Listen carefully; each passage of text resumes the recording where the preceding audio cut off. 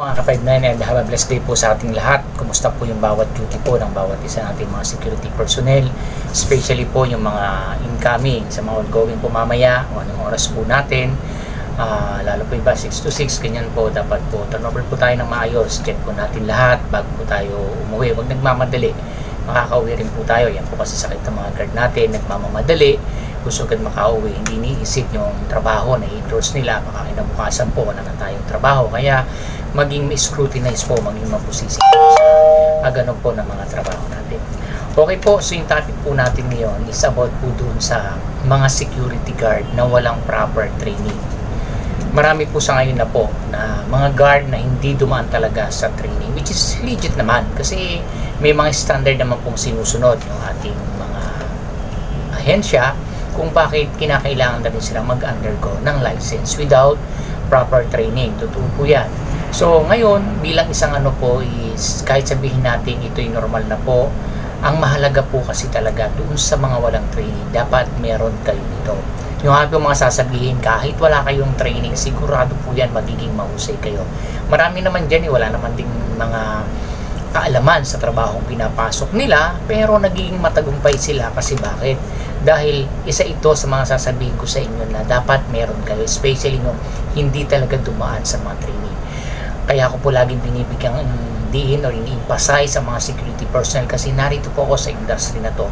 Sobrang ganda po ng industriya kung nasaan tayo. Hindi ka mawawala ng hanap buhay, mananawa ka at siguradong aasenso ka basta meron ka lang goal sa buhay. So dapat kung wala kang training, mga security na follower ko or yung mga follower ko na may mga training, so assist natin yung mga kasama natin. Do not blame them kasi there is a reason kung bakit naandyan sila. Sabihin natin pansamantala lang, hindi matagal, pero along the way, nagiging ito na yung kanilang karir sa buhay hanggang sila'y magtitiro. So bakit kung kaya ko ito inaano na para naman mabigyan natin sila ng assistant. So yung mga walang training, dapat meron po kayo dito. Una, meron akong ibinigay na 6 na dapat po meron tayo ng sa ganun po maging matugumpay tayo sa larangan ng ating kakaharapin. Kahit sabihin natin pansamantala lang, sabi nga wala naman talaga magtatagal sa pagiging empleyado, lahat tayo mag-aalis dito. Mas maganda nga po mas maga kung talagang you are prepared na trabahuin mo naman yung pangarap mo sa buhay. So ito po yung una, yung mga walang training po, so makaka-relate po dito. Marami po kasi niya na makaka-relate. Una po is dapat po number 1, marunong kang makipagkapwa-tao. Sa paanong paraan? Dapat po ang security ka lalo pag wala kang training. Dapat marunong kang makihalubilo. Kaya mong lahat i-handle yung mga attitude ng kasama mo sa iyong magiging assignment kung saan kang area. Kasi syempre pag bago ka, tinobservan ka, tinitingnan yung kalidad mo, yung kaalaman mo, tapos kung wala ka pang alam, maangas ka pa, mayabang ka pa. I am using the layman terms kasi po, syempre po, alam naman natin yan sa security industry, hindi naman lahat nakatungtong sa sobrang taas ng kanilang mga pinag-aralan, hindi natin po biniblame, ganun po talaga, kasama sa buhay yan. Ang mahalaga po tayo mga marunong naiintindihan natin sila at na-handle natin upang maging matagumpay din sila, kasama po natin kung tayo nagtatagumpay na. So una, kung marunong kang ipagkapwa-tao, dapat kung medyo hindi maganda sa pagdinig mo, relax lang, ganun po talaga hindi natin mabiblame yan. So yun, dapat lahat kaya mong pakibagayan para naman yung mga taon makakasalamuhan natin willing sila na i-assist ka. Kasi minsan kasi minahandle din ako, wala na nga ang training. Ito kahit na po sabihin tapos kayo ng 4 years course na naging security personnel kayo, hindi pa rin dahilan para umangas na tayo na tapos ako, credible ako maging security, may license ako. Minsan pa nga po, ang license is officer na, hindi pa dumadaan sa security guard po yan. Pero they are rights or credible sila na maging officer na kasi dun sa kanilang records. Pero hindi pa rin daan yon para umangas ka. Lalo't kung ang papasukin mo is security guard, dahil hindi naman talaga nung kadali na pumasok ka ng officer, hindi ka pagtitiwalaan ng isang agency kung hindi ka pa naman sanay sa anumang mga bagay. Pero meron din, kaya lang sabi ko mahihirapan, diba? So ngayon, kung nakapasok ka security, even tapos ka, dapat meron ka rin makipag. Hindi mo dapat minamaliit yung kasama ko, high school graduate lang sila. Ako college, lisensyado ako, sila din, pero mas angat ako, hindi po.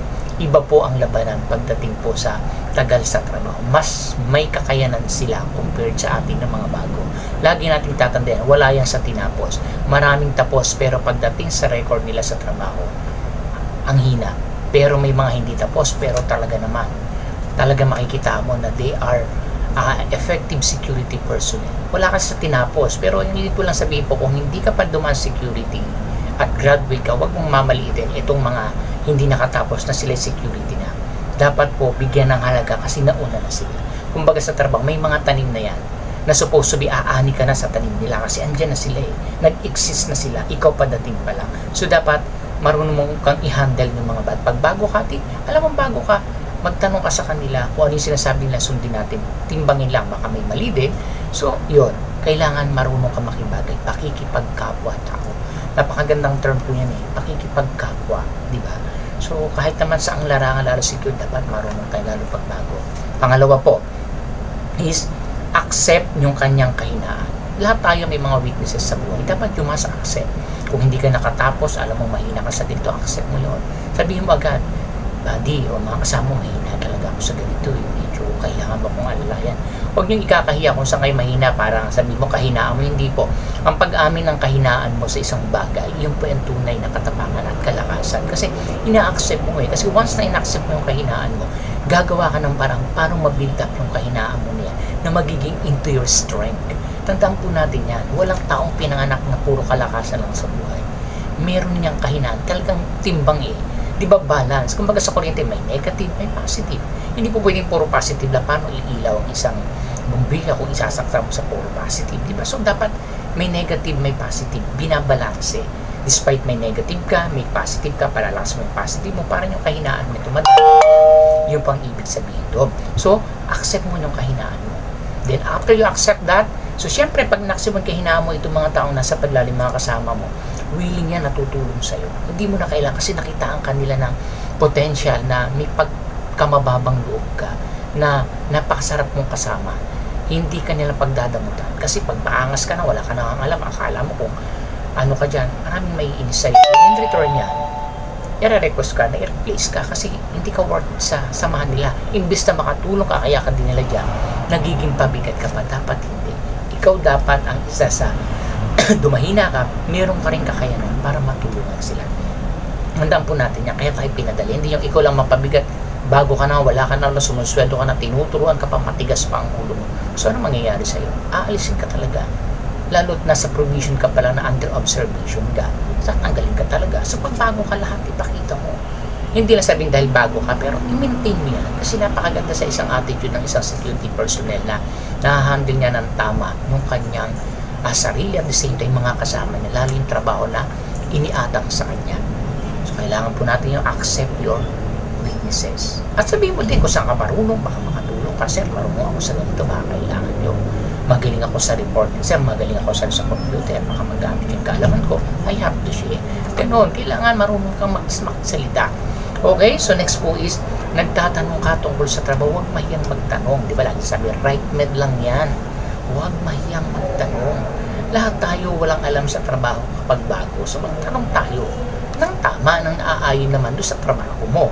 Ano po kasi, pagka nagtanong ka, may handa kang magpatuloy, kaya ka nagtatanong ka. Di ba? Parang sa school yan. Ba't ka nagtatanong sa ating mga guro? Kasi gusto mong matuto, so willing ka to teach. So, tuturuan ka. Kasi nagtatanong ka, may ituturo sa'yo. Diba? Bati, paano ba to? Ano bang ginagawa rito sa post mo? Ganito ba? Tinuturuan. Kasi nagtanong ka, tuturuan ka.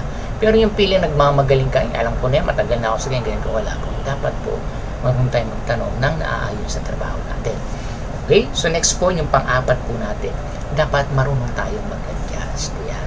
Siyempre, pag bago, ikaw medyo ang aanuhin yan especially, papasok dyan yung mga straight duty. Diba? Walang day off. Minsan, walang reliever. Bago ka naman, dapat ikaw muna ang tumarbaho. Ganun talaga. Siyempre, bago ka, kailangan i-sustain mo. Hindi yung ang dami mong emergency, ang dami mong ganito, may aasikasuhin, may lalakarin ako. Yung feeling na nagmamagaling ka na hindi naman dapat yun. Pag ikaw bago, sige sir, total ako naman yung bago dito, kailangan kong mag-adjust, matuto ako, okay lang ako na lang sir ang gagana.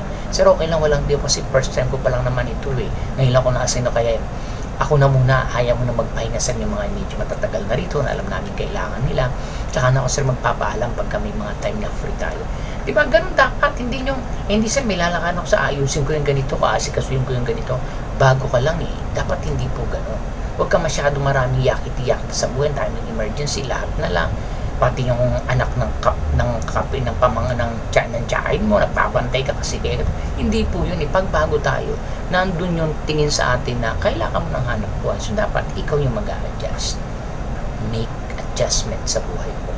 Okay, so panglima po natin is marunong tumanggap ng pagkakamali. Accept your mistake. Parang ito yung kahinaan din pero iba pa rin yung tinanggap mo or inako mo kasi ikaw na minsan nagkamali ka, hindi mo naman talaga kahinaan yun, nagkamali ka lang, accept, sir, ako talaga yung mali dyan, hindi naman siya, accept. Huwag tayong magtatago, huwag tayong sir, ako yung nagkamali, hindi ko napuntahan yung area na yan, kaya siguro, sir, kung mayroong i-charge ako po kasi ako talaga yung may pagkakamali. Masarap katrabaho yung gano'n na marunong mag-accept ng pagkakamali, hindi yung gumagawa pa ng fabrication ng mga salita, ng mga statement. Napaka po yung sinungaling, pangit po yun yung maging sinungaling tayo. Dapat po, di ba lagi nakalagay sa badge ka sa previous vlog ko, di ba, honesty, nakalagay yan sa badge mo, tapos ngayon nagsisinungaling ka, sayang naman, di ba? So accept your mistake, talagang ganun whatever it takes na mali ka, accept. Marami ako rin naging handle lagi ng security, ina-accept talaga, tsaka ando, wait, tulungan namin, na rin nagkamali, na penalty, o sir, ako yung mali, ganito, sige, kasi ganito lang magbabayad. Hindi, si share, tutulungan natin, di ba? Kasi in-accept niya so ano kailangan natin tulungan, pero yung nagyayab mga pang-angsa, mali na nga, hindi ka tutulungan niya, may inis pa sa'yo, na worse yan, tanggalin ka sa trabaho kasi hindi ka naging honest, di ba? So yun po yun, kaya kailangan accept your mistake, kahit anong larangan niya, pag mali ka, accept. Pero ako yung nagkamali, ako yung charge mo dyan, sir. Alam, mawawala, sa simula medyo talaga masakit, pero sabi nga, the truth will set you free. Wala, yun yung totoo Anong gagawin ko kung nagkamali ako tao? Di, siyempre maintindihan, in-accept mo, tutulungan natin. Ganun po dapat. Dapat ganyan po pag mga security personnel, kahit sabi may lisensya ka na, or nag-training ka, what I mean, ganun dapat. Lalo naman yung wala. Kaya ang ini-emphasize ko dito, yung mga walang training, lalo kung kahit tapos ka pa ng 4 years, especially graduate ng criminology, marami nagsa-security, pero dapat, nag-isimula ka, step by step, yung mga kasama mo nasa 4th step na yan, ikaw wala ka pang gusto mo nasa 5th step ka na, hindi po pwede po yun. Daanan natin yung pinagdadaanan, yun ibig sabihin. So, sa credential, malamang lamang ka sa kanila, pero not to the point, mas magaling ka, may mga ganun wag po, hindi po natin mapanghahawakan yung credential na ikaw ay maging magaling. Marami ding walang credential dyan, pero namamayagpag sa buhay kasi marunong. Yun lang yun Kung meron kang credential na magandang papakita, much better. Pero wag nating masyadong idaw naman yung iba. Lalo't kung nauna sa'yo sa trabaho. Yun lang ibig sabihin po doon. Okay, so next po natin is yung pang-anim natin. Ito yung pinakamahalaga. Na kahit sabihin mo may training ka na or what, lalo pag wala, dapat nagsa-self-study tayo. Nag-aaral tayo ng sarili natin. Nagbabasa, nananaliksik, tinitingnan, nagsasakulo, nag-memorize ka dyan kung ano yung dapat, ano yung ibig sabihin ito. Dapat ganun ang guard. Hindi po pwedeng may stagnant ka lang kung ano yun lang, kung ano ituro sa ilang. Aralin po natin. Mag-advance na tayo. Lalo kung gustong maging officer, dapat nag-a-advance na. Kasi pag ikaw yung nag-handle na ng tao, hindi ganun kadali. So, kailangan po natin yung mga bagay na ito na nag-aaral. Kahit tayo may training na, pag-enhancement, nagkakaroon tayo ng sarili nating pag-aaral para at least kung wala tayong di natin alam, pwede tayong magpaturo. So, yun lang po. Ito po yung kailangang mahalagang magkaroon ang mga bagong security personnel na may lisensya, which is okay po yan, pero walang training, okay din po yan. Ang mahalaga po, yung 6 na to meron tayo nang sa ganun po, maging matagumpay tayo kung saan tayo. Huwag natin sabihin pansamantala na walang problema po doon. Lahat naman, laging sinasabi, hindi ako magtatagal dito, pero hindi natin alam. Sabi nga, tanging nasa Islam ay siyang nakakaalam kung ano yung magiging kakahinat natin. Sabi, ang mahalaga kung ano yung meron tayo, pahalagahan natin at higit sa lahat, ipagpasalamat po natin sa dakilang lumikha. Maraming pong salamat. I hope po nakatulong yung vlog ko na to sa mga bagong security personnel. Maging matagumpay po nawa kayo sa inyong trabaho and have a blessed day po sa ating lahat.